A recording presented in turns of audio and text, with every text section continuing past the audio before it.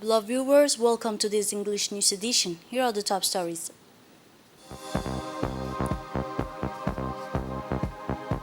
The head of state inaugurates the new embassy of Djibouti.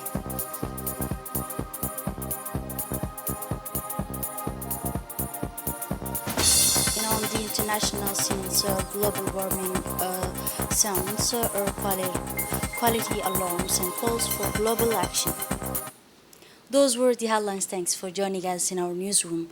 The President of the Republic, His Excellency Ismail Margile, returned to the countries on the evening yesterday after his participation in African Climate Summit, which concluded yesterday in Kenyan capital Nairobi after 3 days of discussing on addressing craze and vulnerability to climate change and its associated concerns. Nairobi, the head of state, current president of IGAD, took part also to the work of a meeting on the sidelines of IGAD Quarter on Sudan audience dedicated to the continuation of IGAD's effort with views to the returns of peace and stability in these broader countries.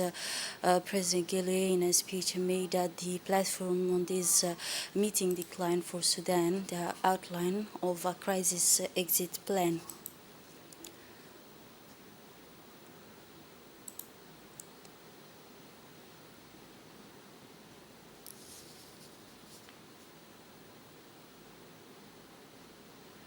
During this trip to Nairobi, the participation in the climate summit, the President of the Republic took this opportunity of his trip to Nairobi to celebrate the inauguration of the new premises of Embassy of the Republic of Djibouti in Nairobi to the Republic of Kenya.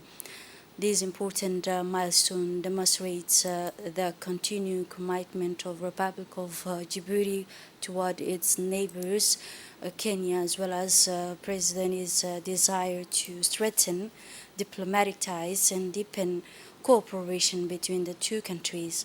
The inauguration of these new premises, which now belongs to Djibouti, is a symbol of the importance that the Republic of Djibouti plays on its relation with Kenya, and also demonstrate the mutual ties and solidarity that exists between the two nations.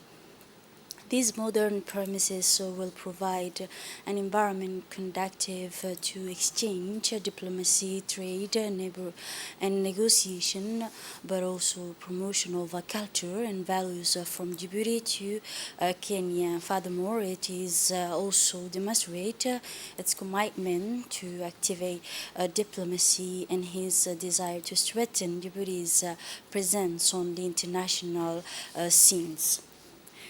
Yesterday, Wednesday, the first African climate summits concluded in Kenya with a declaration in Nairobi which increased the production capacity of renewable energies in Africa by the year 2030 to combat energy shortages. The summit statement stressed that the declaration will serve as a basic for Africa's position participant in the global process on climate change until the United Nations conference. The United States concerned with this change 28 in Dubai late November to early December. The final version of document state this declaration will form the basis of Africa's position in the global climate change process. African leaders calls for the establishment of a global coalition commitment to securing a transition their continued and their continent to adopt green economic and environment balances.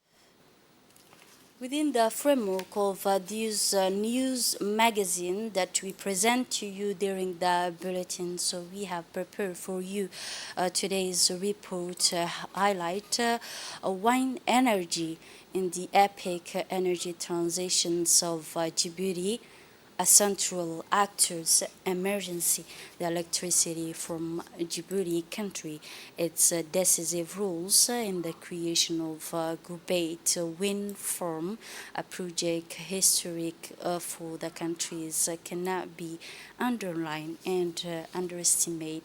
Not only did the EDD plays key roles in setting up the necessary electrical infrastructure, but it's also pave the way for an ambitious national vision focused on renewable energy and sustainable development.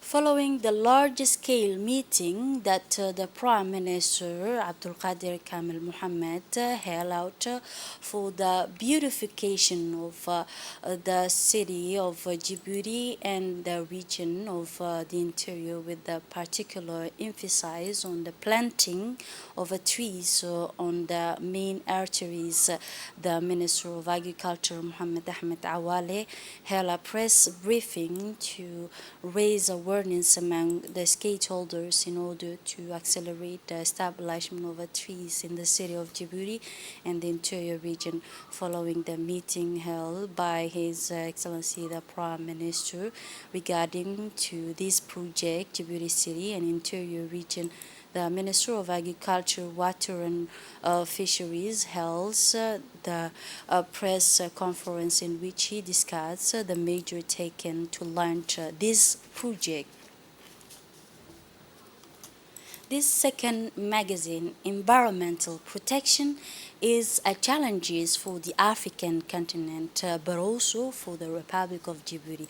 For more details, with our colleague Mohamed Adam.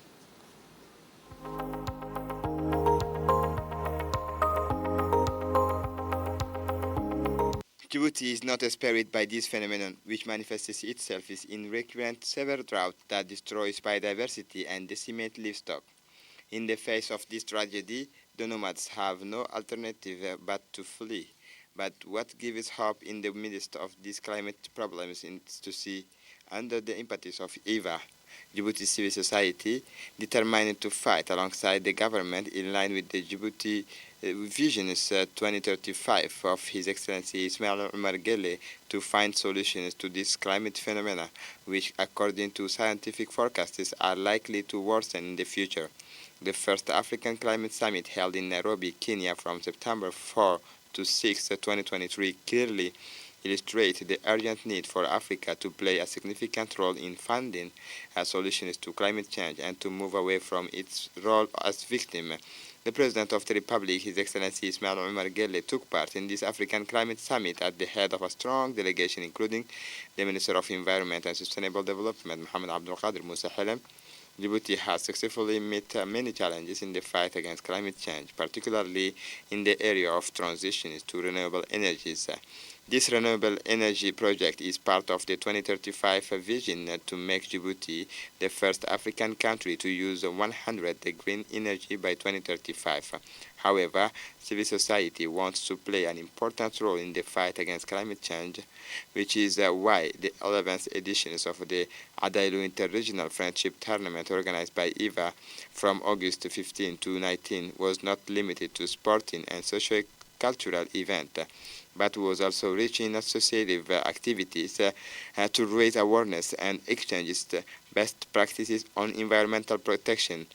PARI Association is for the promotions of agro-silvopastoralism and inclusive resilience was a particular surprise and caught our attention.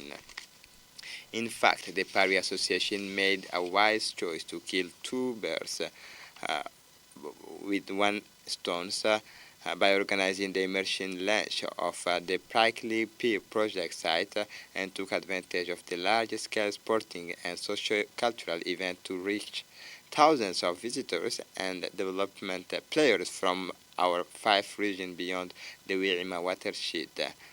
The immersion launch took place in the 3 phases and exhibitions and sale of agricultural products with the kind collaborations of the Wirima Cooperative Dafenaitu Girori Adoila Esalu Asagala Adailu, an indoor workshop with projections on prickly pear followed by exchanges. Field visits were organized on the sites of the prickly pear development project.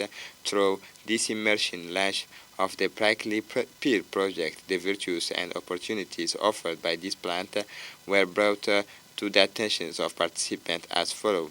In the environmental field can be used as a natural fertilizers in the agricultural perimeter.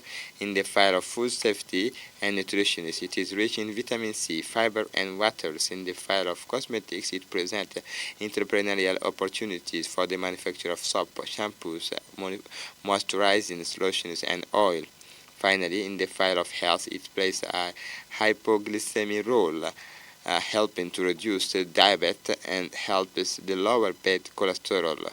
Recalling that the Prickly Pear Introductions project led by the PARI Association is financed by the European Union as part of the participations of civil society in governance and local development in Djibouti programs implemented in the Republic of Djibouti in partnership with the Associations International of the Maires francophones and the Association nationale de collectivités locales djiboutiennes.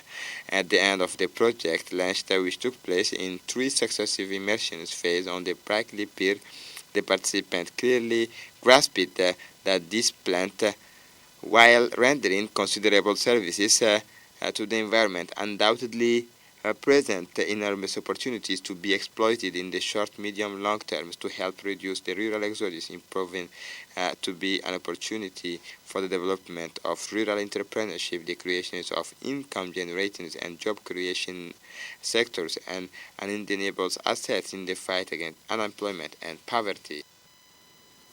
Within the framework of the Integrate Urban Development Program, it was held on Thursday morning signing ceremony of the agreement to launch project funded by the French Agency Development and implemented by Djibouti Agency for Social Development for the benefit of association, the locality in Al-Rahma Balbala municipality. The Minister of Social Affairs and Solidarity, Ms. Ulufa Ismail, preside and it witness the participation of a director of a French development agency in Djibouti, the mayor of Belbela, and also members of a parliament. The aim of this project is to support local association in the urbanization, reviving it to improve the living condition of citizens. That will benefit from this project. 20 associations from several regions of Belbela out of the amount of 24 1 million Djiboutian franc to implement its project.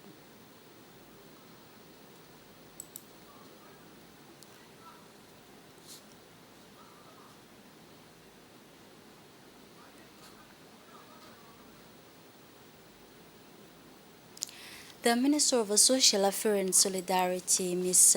Ulufa Ismail Abdu, delivered a speech in which she indicated the aim of the project, which helps to promote the development and prosperity of the population, especially those of Belbela municipality. The Chief of General Staff of the National Army Forces, Lieutenant General Zakaria Sheikh Ibrahim, at the head of a high-ranking delegation of the senior official National Army Forces today, in Hambuli International Airport, held to receive the badge of the second parachute commander company and in implementation on the strategy vision of Supreme Commander of the Army Forces, His Excellency Ismail Magili.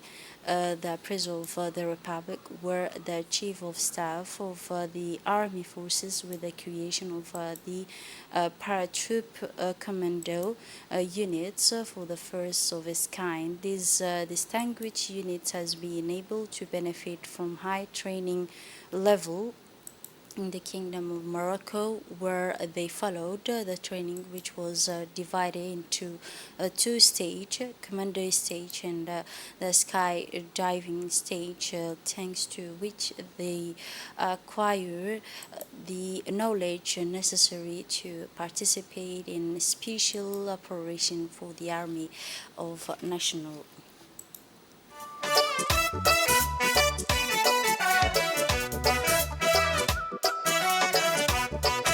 ina tahay awoodii lagu aarsanayay ma og tahay askariyo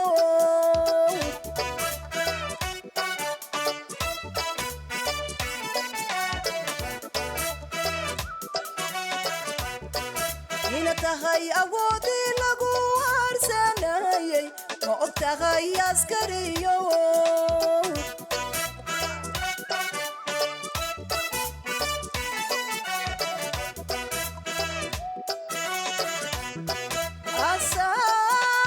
asaaskii nabadiyo abaabulihii guushi ambaqaadki noloshiyo eebadii dagaalkiyo indhihiina tagay ma og tahay askariyo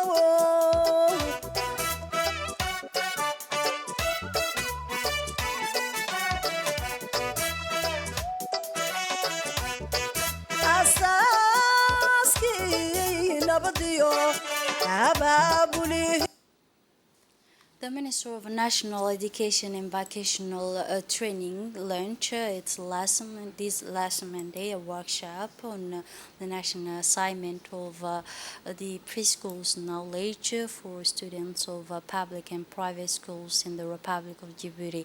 This workshop came within the Learning by Play project founded by the agency known as USAID and implemented by the collaboration with the Ministry of Education. This workshop launching ceremony was attended by Ms. Muna Ismail Abdul, Inspector General for the General Education, Director of Training and Educational Innovation, Director of Play Project by Learning, in addition to the preschools inspectors.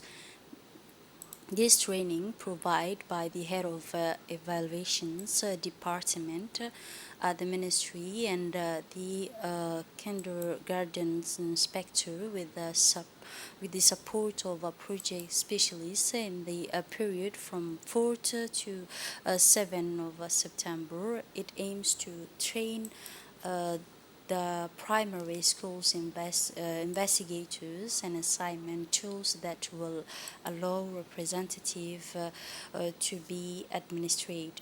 According to the project manager, the result of the survey conducted will allow by identifying the level of first year students in order to conduct studies, compare and measure of quality by the preschools education.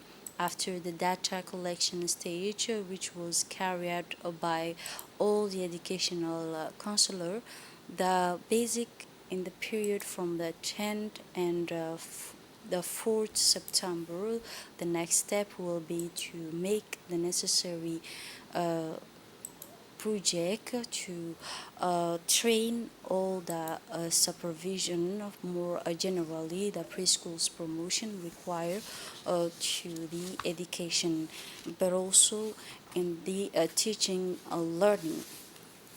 Which aims to the message of a new academic year, and that 24 minutes were present for the directive factors in the educational system to achieve the main goals, the 1020 of students for this year, 2023. And now in Dakhel region, male and female students district of Dakhel, it's a sub-district, went to sit the study for the year 2023 and 2024. These schools receive general secondary education, technical education, and rehabilitation of vacation after the end of summer vacation, which lasted 3 months. The students returning to the studies were greeted with a great hospitality by the principal of the schools and members of the administrative and educational bodies, and those who their face as they welcome by enthusiastic students. It should be noted that the Ministry of National Education and Vocational Training is continuing forward its policy to enhance the capabilities of teachers and staff teaching and administrative management by improving classrooms practice and cultural result-based management, but also the promotion of innovative skills. It should be noted that the Ministry of Education has taken all measures to create a favorable atmosphere and ensure the success of the new school years. And the latest report about the international since the World Meteorological Report organizations of us from forest fire, what impact that global warming have on air quality, the air quality at the time when the planet is experiencing more frequent and extreme heat wave. The World Meteorological Extreme of this organization is sounding the alarm, and its latest report, the United Nations Agency report, pointed out that the high temperature in Europe this summer have led to the pollution and also pointed to the consequence for human health and ecosystem of the smoke from the forest fires. This is it for this edition. Thanks for watching and have a wonderful evening.